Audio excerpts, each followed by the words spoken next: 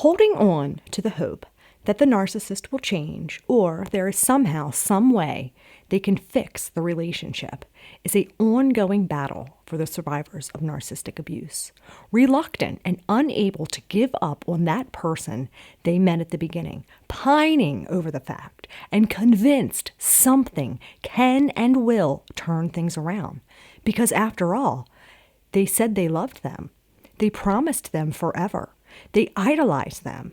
They were at one time their perfect partner. But what exactly does the narcissist mean when they speak the words, I love you? Does love really have anything to do with it at all to the narcissist? As human beings, we are all born having basic needs required for survival, as well as internal desires that start from a very young age. What most humans desire more than anything in this world, above all else, more than money, fancy cars, or any other item of luxury, is to be loved, to matter, to be understood, and to feel like we truly belong. Narcissists, during the love bombing or ideation stage, portray themselves to their targets as if they are the other's perfect match, their forever sought-out soulmate, seeming to the target as to be fulfilling their greatest desires, handing them what they have been searching for their whole lives on a silver platter, showering them with attention and affection, professing their love, sharing with them their past, and promising themselves for the future. It is within this detonation of the love bomb, in combination with the trauma bonds developed, that keep the survivor holding on long after the love bombing stage is over. What love means to a narcissist, however, is not the same meaning that most would constitute as love or to love another. Because to a narcissist, it's always about them and only them. When the narcissist says, I love you, what they are really saying is, I love what you do for me. I love that you love me. My love is conditional, based on if I'm getting what I need from you. Narcissists have a constant need for admiration and attention. They lack empathy for others, and they lack object constancy. Because of this, a narcissist cannot really love you. They don't experience nor do they show love in the same sense that most people do. They aren't concerned with, nor do they care about the happiness of others, except as how it relates to them, their own happiness, and their own needs. Now, some narcissists may seem to find love, but are really only seeking a practical arrangement for their own needs of getting external validation. Or they are chasing perfection, and once they see the flaws, they will either end the relationship or seek elsewhere for a backup form of supply. Because for them, love is merely a means to an end. Now, there are instances for which some narcissists, a romantic love may be their only source of supply. In these cases, you are important to them, but not in the means of intrinsic value. You're valuable because you're giving them what they want, what they need. You're important because getting what they need makes them feel good. And when they feel good, it makes it easier for them to look good to the outside world. The love bombing stage in these cases may seem less superficial and more like their love was real. The flip side to this, however, is that the fall from the pedestal that they had you on is often seemingly more brutal, more abrupt, and a hell of a lot longer of a way down. And the fall, well, that's not even the hard part. When you finally land on the rocky, sandy, jagged earth beneath you, you know, that spot that had been strategically picked out by the narcissist to be your designated place of impact, well, rest assured you won't be alone upon landing. Nope.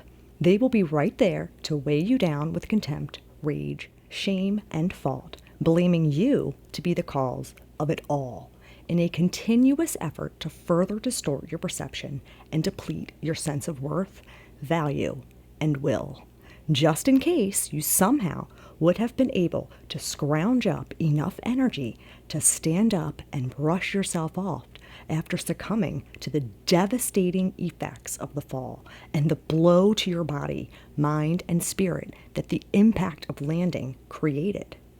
Now, granted, no relationship is perfect. No person is perfect. We all have our flaws, and to be fair, it is not uncommon for most people to put their best foot forward during the early stages of a relationship. Hence why this is often referred to as the honeymoon period.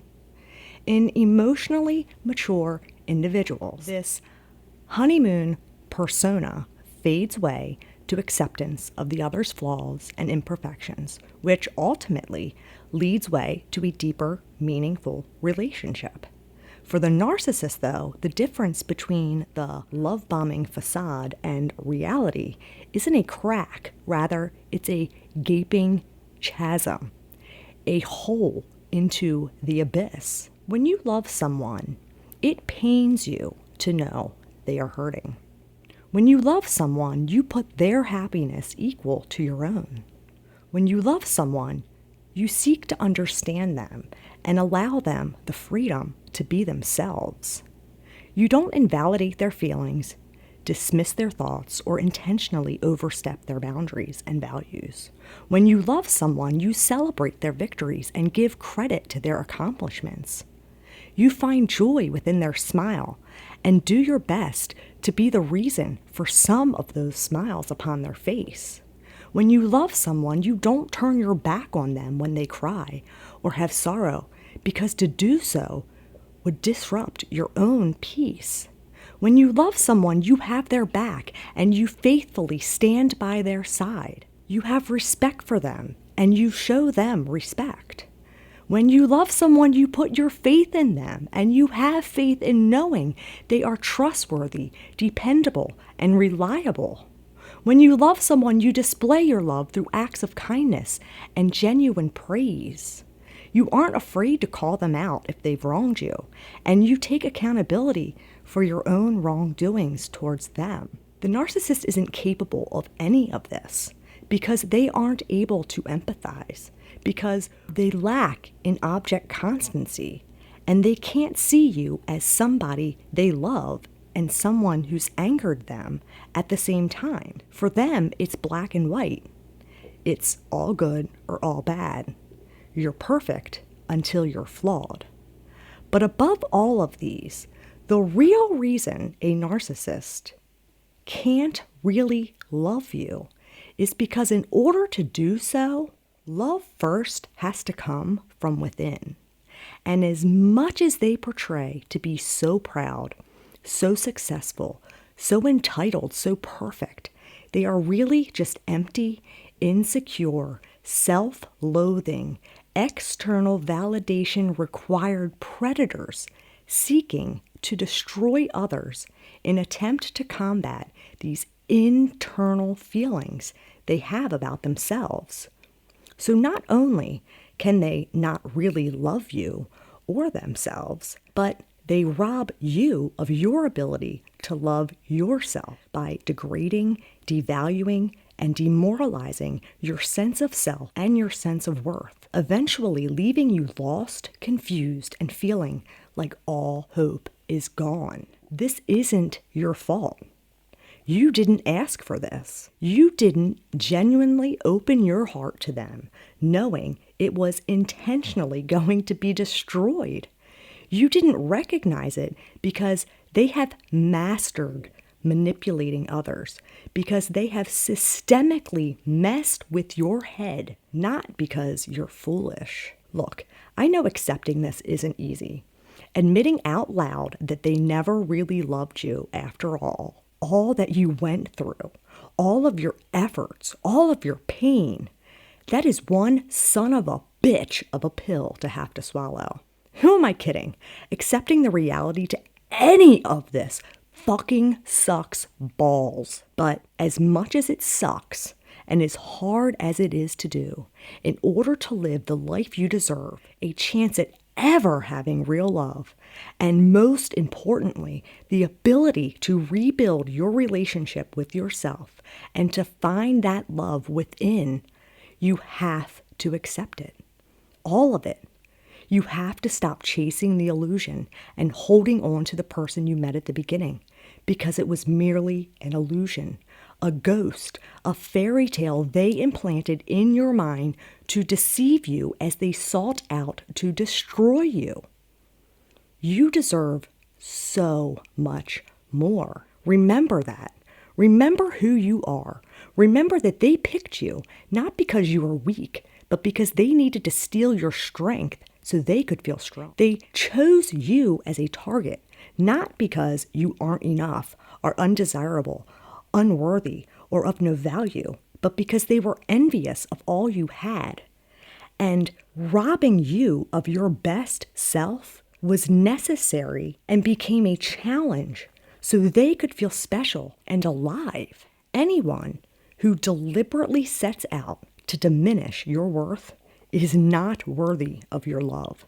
Stop focusing on them, on the illusion. Start focusing on you. Fight for you. Save you. Love you. Don't let them have victory for your fall. Take back the power.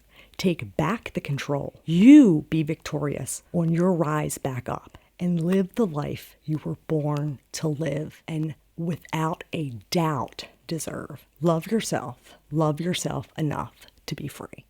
For more on narcissistic abuse, watch this next.